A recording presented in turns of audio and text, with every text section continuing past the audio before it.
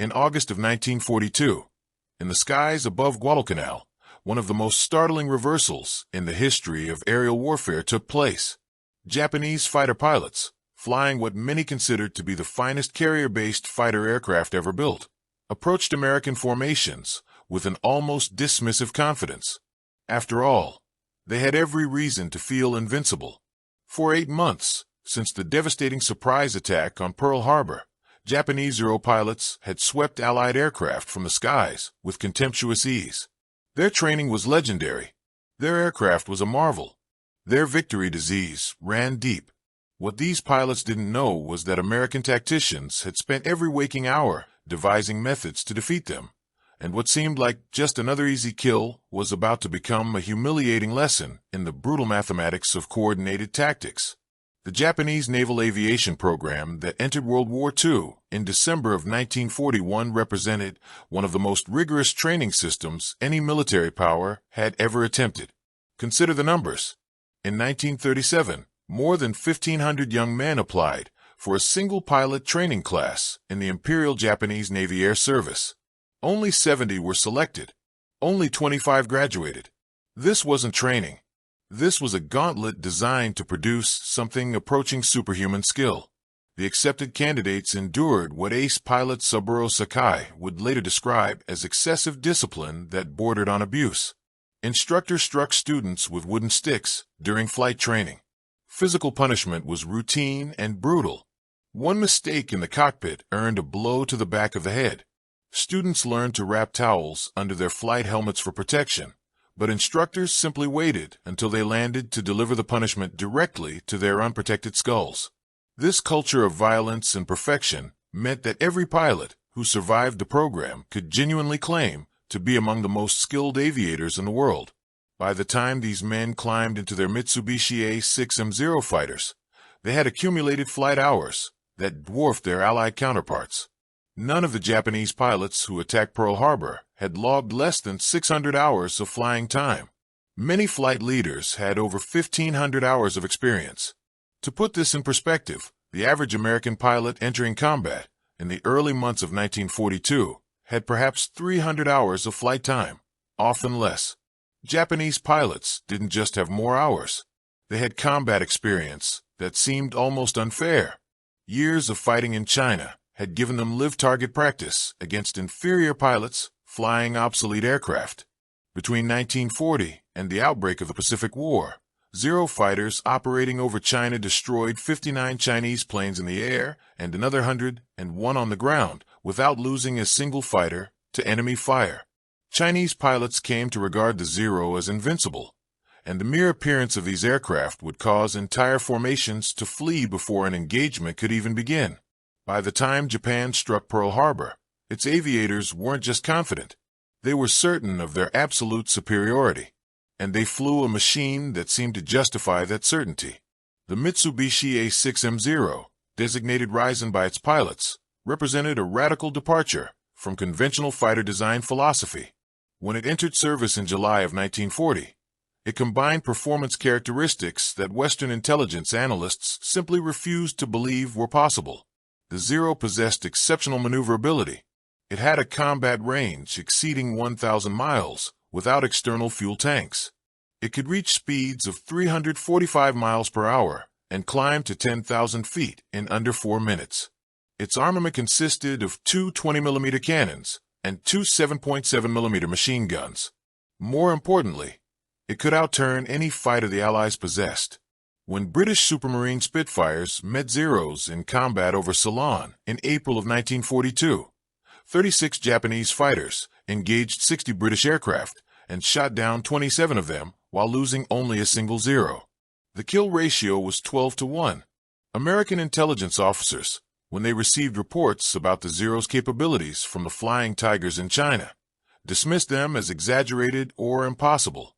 An article in the January 1941 issue of Flying and Popular Aviation magazine confidently declared that Japan was not an air power, that Japanese military planes were few and poor in comparison with other powers, and that civil aviation in Japan was in an extraordinarily low state of development. This myopic assessment stemmed from a deeply held belief that the Japanese were incapable of producing any aircraft more advanced than those of Western powers. The psychological impact of the Zero in the early months of the Pacific War cannot be overstated. When the aircraft appeared over Pearl Harbor on December 7, 1941, it came as a complete shock.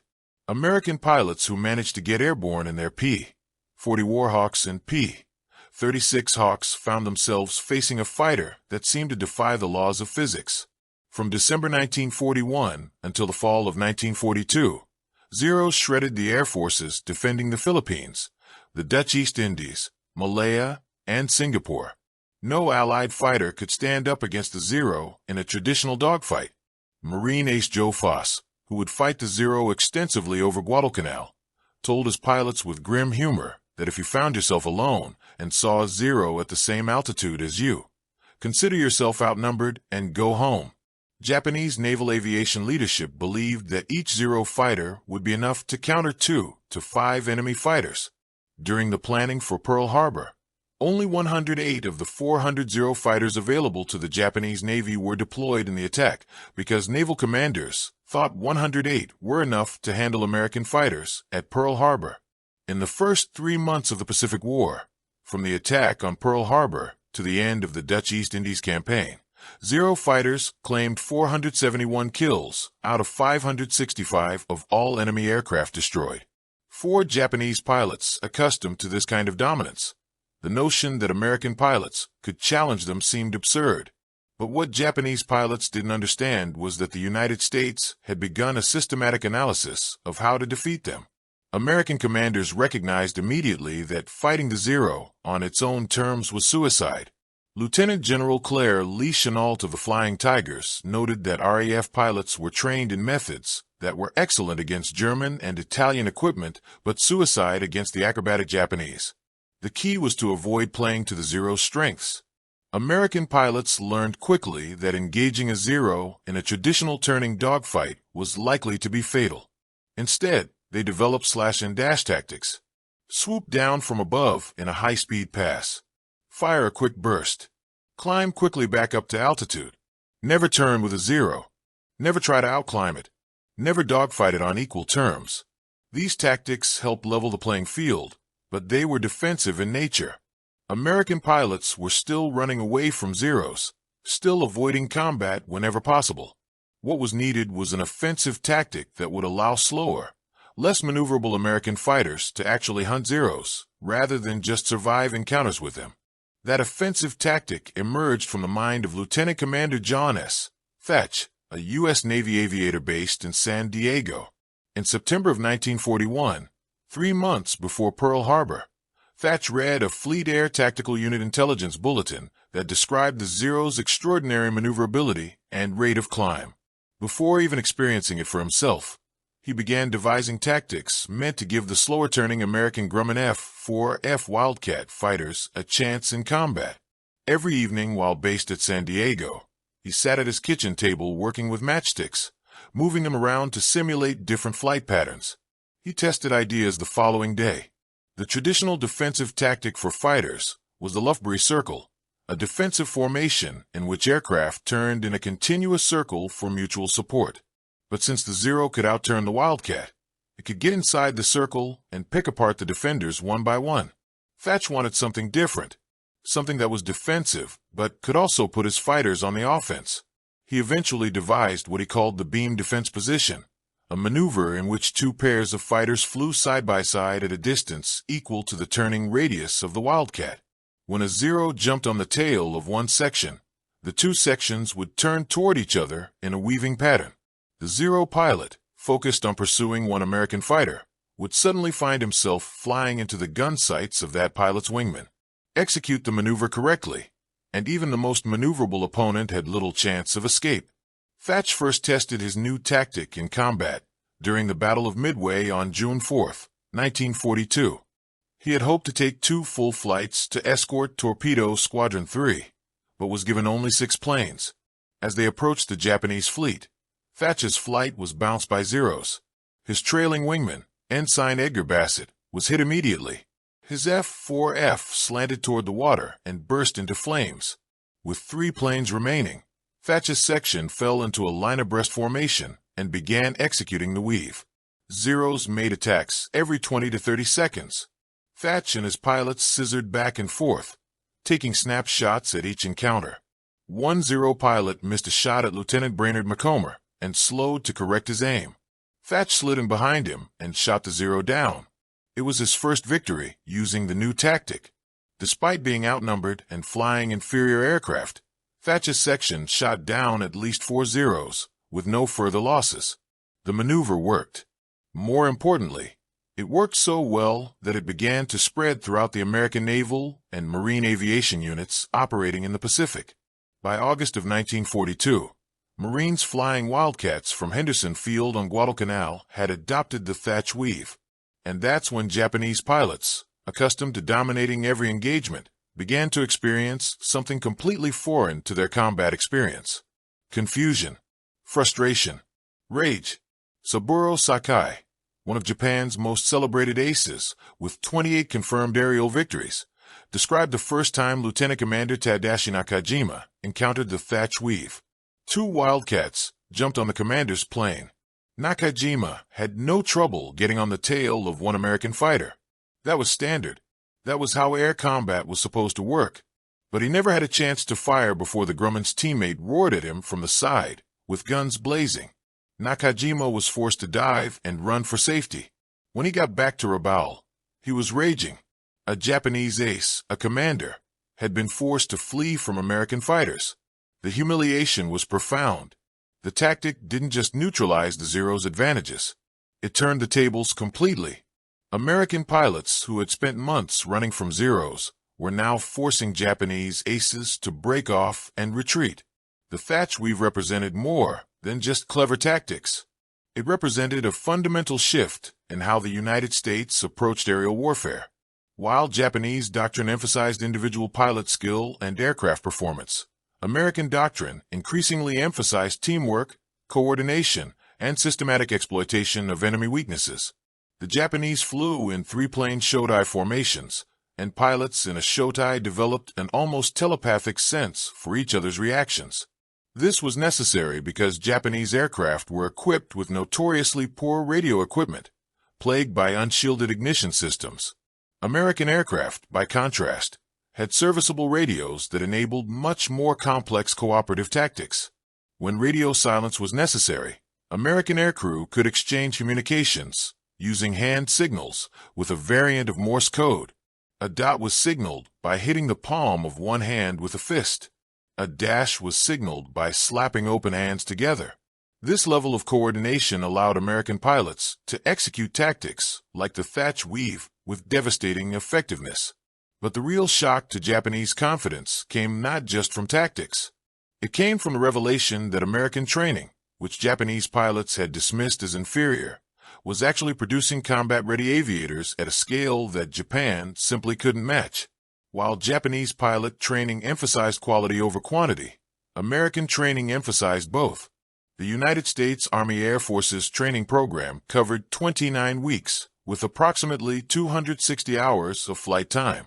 Cadets received around 60 to 65 flight hours in primary training using Stearman, Ryan, or Fairchild trainers.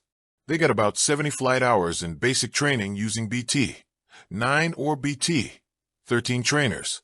They received 75 to 80 flight hours in advanced training before graduating and receiving their pilot's wings. Then came transition training, where single-engine pilots transitioned to fighters and multi-engine pilots transitioned to bombers. Fighter pilots got 2 additional months of training before being sent into combat. By the time an American pilot reached the Pacific Theater in 1943, he typically had between 250 and 350 hours of flight time, sometimes more. The United States had an estimated 500,000 men with the necessary aptitude to become pilots, although arbitrary eligibility requirements cut this figure to a total of 193,400 pilots trained during the war. This included 35,000 U.S. Army fighter pilots alone. By contrast, Japan graduated just 46,000 pilots total during the entire war. The Americans also implemented a policy of rotating experienced pilots out of combat units into training units before combat fatigue made them careless. This meant that new American pilots entering combat were being trained by veterans who could pass on hard-won tactical knowledge. The Japanese had no such system. Japanese pilots flew until they were crippled or killed. There was no rotation, no rest, no transfer back to training commands. This meant that while Japanese aces could run up impressive kill counts, their experience died with them. Every veteran pilot lost was irreplaceable. The cumulative effect of these differences became catastrophic for Japan at the Battle of Midway in June of 1942. On a single day, Japan lost 4 fleet carriers and 234 aircraft. What caused the most devastating harm was the loss of more than 10% of the Navy's experienced fighter pilots. Pilots who had survived Pearl Harbor, who had fought over China, who had accumulated thousands of hours of combat experience, went down with their carriers or were shot down during the battle. Japan recalled many veteran fighter pilots back to train replacements, but the damage was done. The pool of supremely trained aviators that Japan had cultivated so carefully through its brutal training program was being depleted faster than it could be replaced. Meanwhile, Allied fighters continued to improve. In 1943, the United States introduced the Grumman F-6F Hellcat and the Vought F-4U Corsair. These aircraft were designed specifically to counter the Zero, incorporating lessons learned from captured examples and combat experience. The Hellcat weighed approximately 5,600 pounds more than the Zero, but it was faster. It had armor protection. It had self-sealing fuel tanks. It could absorb punishment that would destroy a Zero instantly. The Zero still outmaneuvered the Hellcat, but durability and speed were enough to turn the tide. Trial reports warned pilots not to dogfight with a Zero, but instead to use superior power and high-speed performance to engage at the most favorable moment. By 1944, the disparity in training had become even more pronounced. At the beginning of World War II, the Japanese military estimated that pilots needed 500 hours of flight experience to be prepared for combat missions. In 1941, Japanese naval combat pilots had an average of 700 hours of flight experience. Army combat pilots had an average of 500 hours. By 1944, the average hours of flight training had dipped down to 300 hours for the Japanese Navy and 200 hours for the Japanese Army. For kamikaze pilots pressed into service late in the war, the training was even more abbreviated. Takotai pilots received 40 to 50 hours of flight training. Kamikaze pilots were trained for approximately 7 days. In the first few days, they learned to take off. In the following days, they learned to fly in formation. The last days were devoted to studying and practicing how to attack a target. This was not training. This was barely familiarization. These men were being sent to die in aircraft they could barely control, and American pilots knew it. The Americans, meanwhile, were not just maintaining their training standards. They were improving them, and they were producing aces at a rate that Japan could no longer match.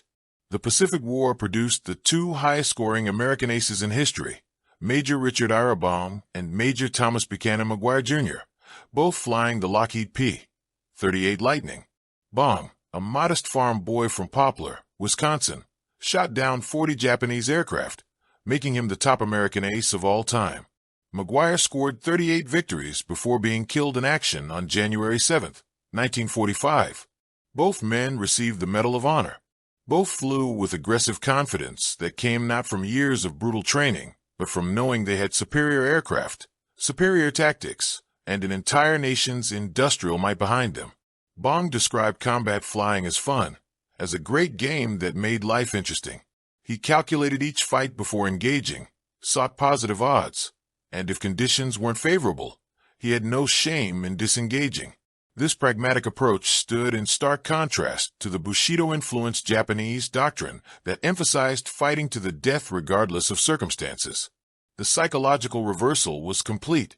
Japanese pilots who had mocked American training, who had dismissed American pilots as inferior, who had flown with absolute confidence for the first 8 months of the war, now found themselves hunted. In the Battle of the Philippine Sea in June of 1944, nicknamed the Great Marianas Turkey Shoot by American pilots, Allied fighters and anti-aircraft gunners shot down over 500 Japanese warplanes for just 123 U.S. Navy aircraft lost. Many of the Japanese pilots sent into this battle were minimally trained replacements. They stood no chance. American pilots described it as target practice. One Marine F-4U Corsair pilot, First Lieutenant Robert Hansen, shot down 20 Zeros in 17 days in January of 1944. The Zero, once feared as nearly invincible, had become cannon fodder. Marine ace Gregory Boyington, flying with his famous Black Sheep Squadron, racked up 28 kills. Navy ace David McCampbell scored 34 victories. The list of American aces grew longer, while Japanese veteran pilots grew fewer. What happened? How did a nation that entered the war with the finest trained naval aviators in the world, flying the most advanced carrier-based fighter in existence, lose air superiority so completely and so quickly? The answer lies in the fundamental difference between quality and quantity, between individual excellence and systematic production.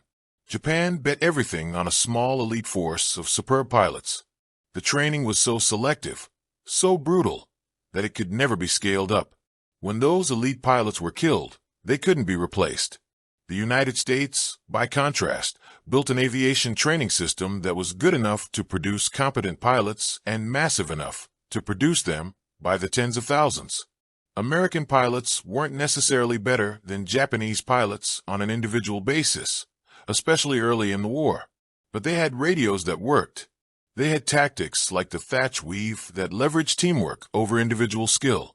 They had armor and self-sealing fuel tanks that let them survive mistakes. They had a rotation system that preserved experienced pilots and spread tactical knowledge. And they had an industrial base that could replace losses faster than Japan could inflict them.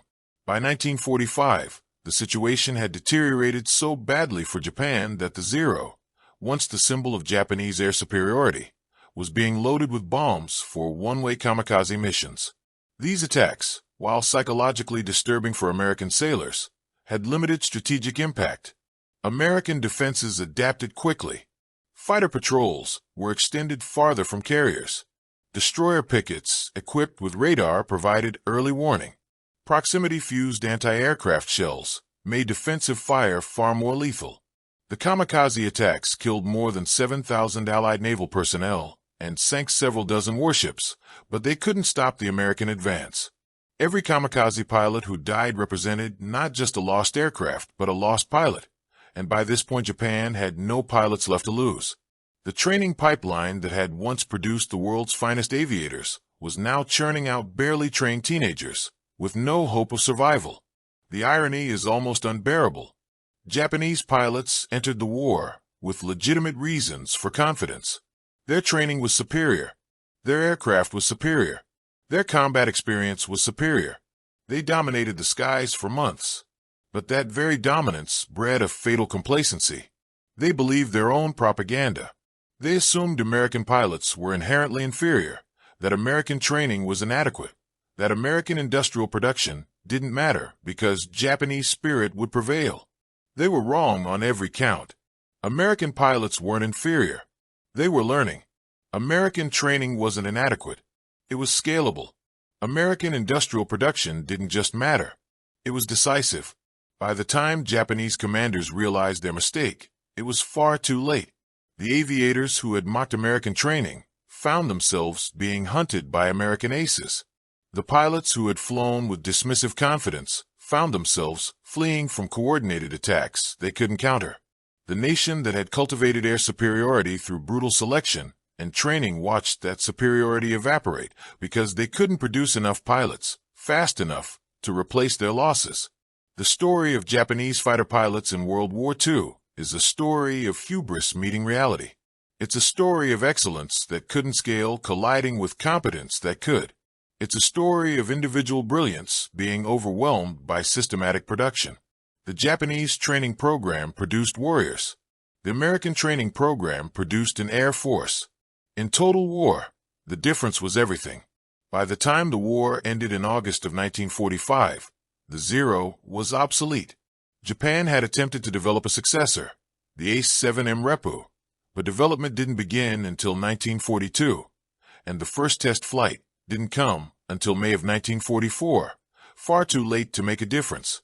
American and British pilots were flying aircraft that would have been unimaginable in 1941, while Japanese pilots were still stuck with the zero, outclassed in almost every measurable way.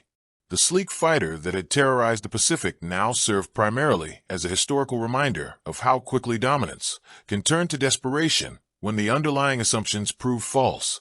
What do you think of the Japanese approach to pilot training and the ultimate fate of their elite aviators? Was their emphasis on quality over quantity a fatal strategic error that doomed them from the start? Or was it simply impossible to predict how quickly technological advancement and industrial production would reshape aerial warfare? Did Japanese pilots truly mock American training? Or did they simply operate under reasonable assumptions about their own superiority that later experience proved wrong? Please let us know in the comment section. And in the meantime, thank you very much for watching.